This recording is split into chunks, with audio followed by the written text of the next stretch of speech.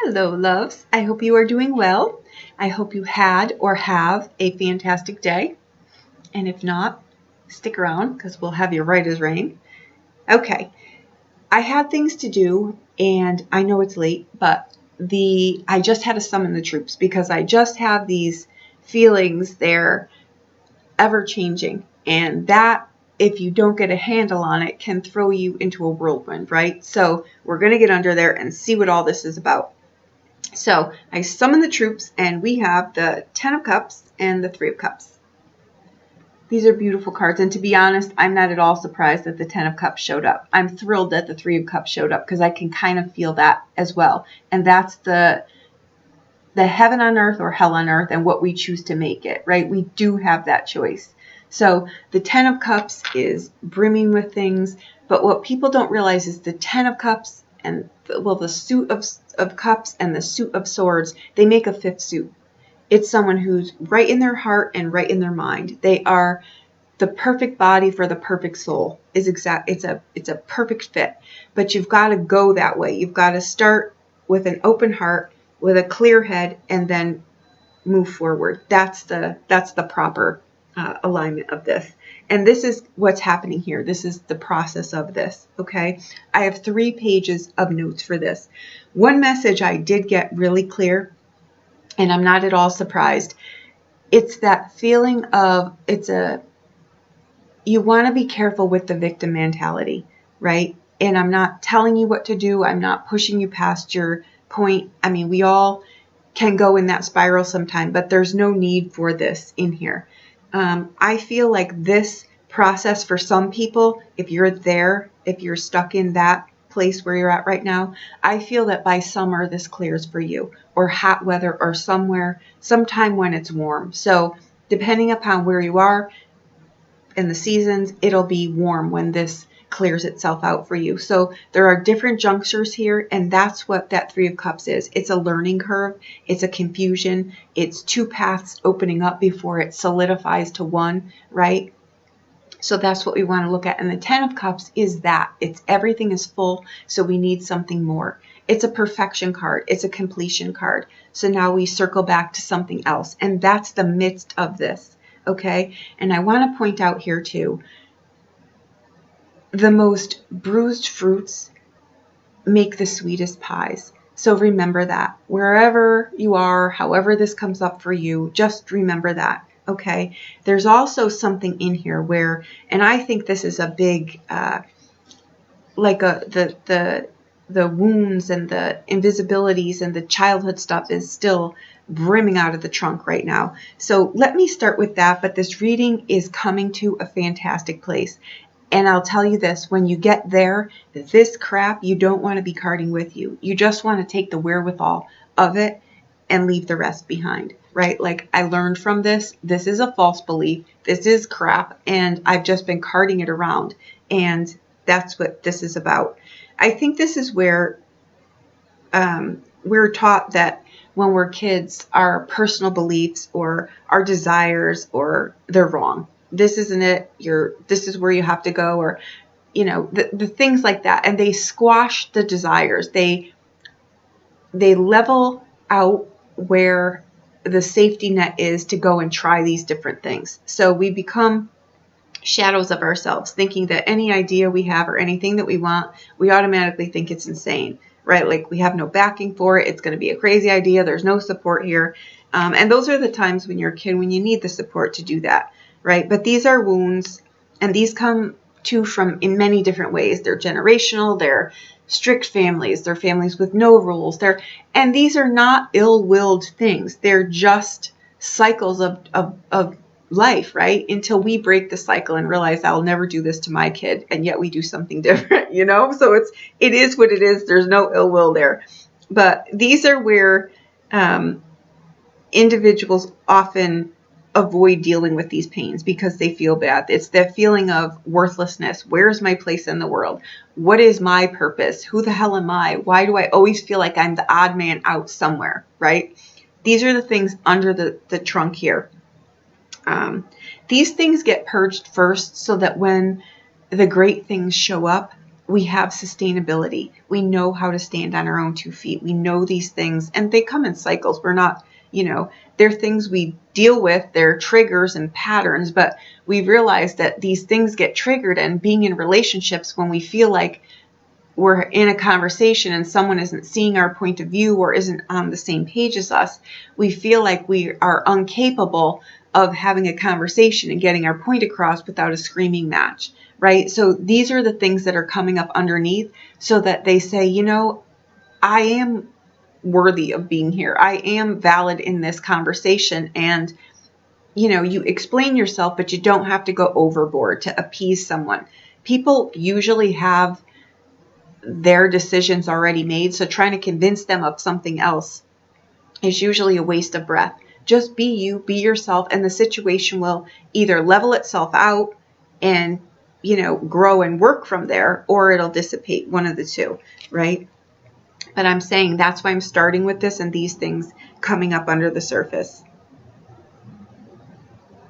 Okay. The main key here, very, very strong, and it comes up with this victim attitude here, is you've got to realize that these are false beliefs. They're false beliefs. They're not true.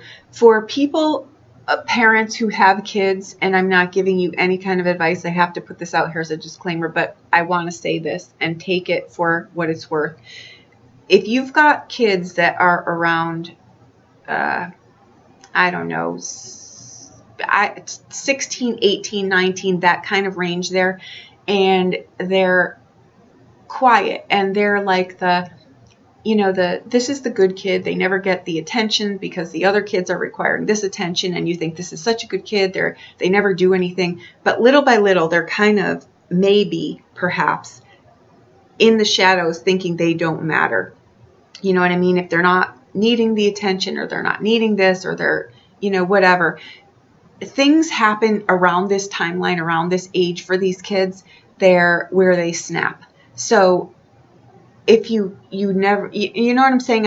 I'm trying to delicately put this out here without stepping on people's boundaries, and not saying anyone is being a good parent or a bad parent. It's nothing to do with that. It has to do with the life that we're in, the world that we live in. And I see this over and over and over and over and over again. So if I can say it and get it out there and it helps someone, I'd rather say it than sit on it and not say it. But these are the times where kids that don't feel like they fit in anywhere, or are having these things that I'm talking about, me talking to you as an adult, you've got a bearing on this, right? But a teenage kid with hormones raging and feeling like they don't fit in and the world is against them and they feel worthless, they snap and bad things happen. So I'm just putting this out there for that reason, and that reason only. It's not a judgment. It's just a conversation. So that's what I've got on that. Because these kids and people in general, they don't need to be children. We see this in adult lives as well. People either deal with things, but it's hard to deal with something when you don't know what it is, right? So again, this isn't a judgment thing, but when feelings are suppressed and anger comes to such a degree where you come out belligerent, it can take a toll, and we see it all over the place. So that's what I'm saying. This is the underbelly of things, right? When you don't really have a good support system, or you've not dealt with these things, or you don't know what the feeling is. You feel it, it's horrible, but you don't know what it is or why you feel like that, right? Okay. I'm going to stop on that because I have a lot of messages here and I don't want to keep you forever. Okay. Now, you could be in different areas of this. If you don't see it, I really feel it like it's like right here, but I also feel that energy is like right here too. So hang on a second.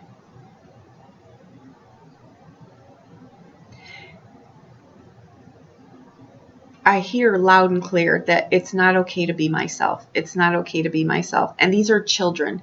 These aren't adults. So this could be like, I'm hearing these things from you when you were a child, or these are younger people stuck in a loop, or they're adult people stuck in a child loop, right? Like sometimes we something snaps and we can't get past a certain point. And that's why it's hard as an adult to sync these things up. But they usually come, you'll get an epiphany, or you'll get an aha, or you'll get something watching something or listening to something or hearing something, but there'll be a sign here. The signs are here. They're literally right here, buried in front of us.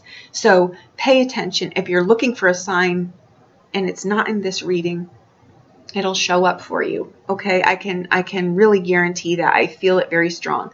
Okay, I see new phases of life, of energy coming in here. And that's why I kept saying the most bruised fruits make the sweetest pies, because it's time. It's time to realize that only you can be authentically you. And that's it.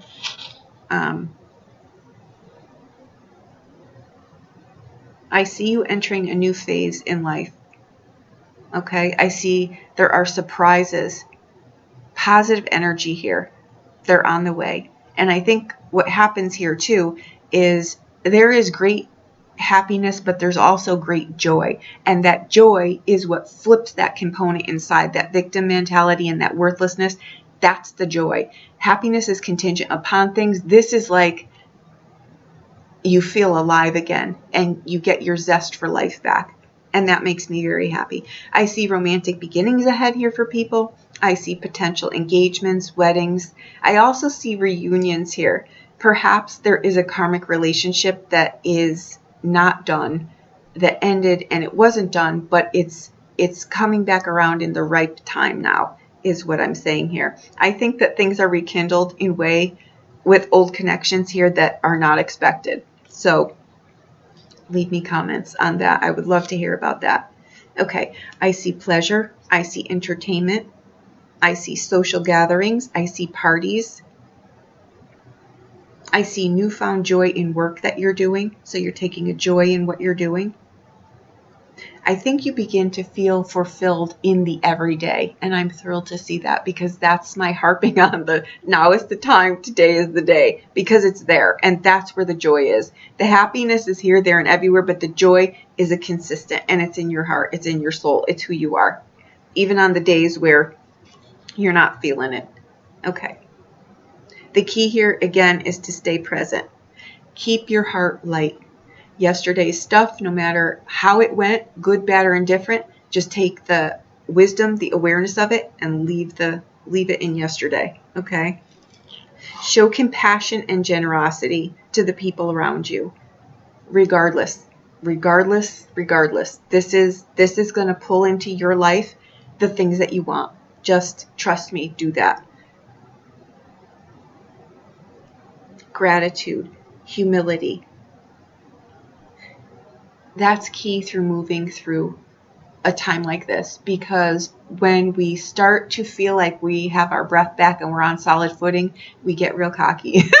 And don't do that. Just wake up every day grateful and be grateful. Say you're grateful and remember humility, because in a split second your life could change for the good, bad, or indifferent. And we know this. Humility makes that less likely to happen. Okay, there are celebrations with people in your life that is the bigger picture. You know what I mean? It's not the arguments about this, or Uncle Harry does this, or my sister does this, or my aunt makes the endless ziti. These are the people. These are the people and these are the moments. Enjoy these people. Leave the little idiosyncrasies out. Okay? I see new chapters. You're stepping into new chapters here. There is a sense of calm, and I feel this. This was my pulling between I feel the heaviness of these people over here, but I also see the calmness and the joy coming here. So if your moods are swinging like this, just realize they're leveling things out. Okay, that's all. That's all that's happening here.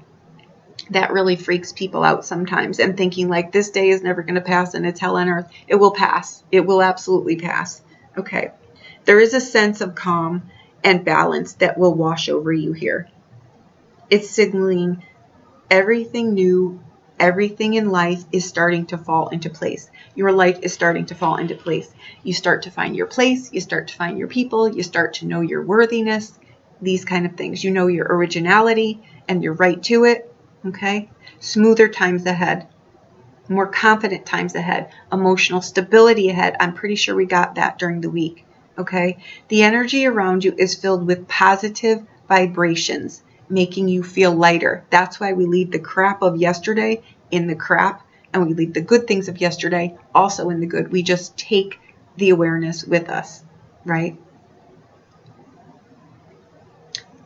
Happier and more aligned. You're going to feel it. Within the next couple of days, you will truly feel it. I would say by the weekend, you will feel this, okay? Others are beginning to notice this shift in you too. You're becoming more desirable, more attractive, drawing people towards you effortlessly. You're not having to search this stuff out. You are the beacon of light, and you are drawing this to you. You are a blinding beacon of light, and that's what I feel. And sweet as pie. Over the next week, that was exactly what I was really feeling. I see exciting changes coming.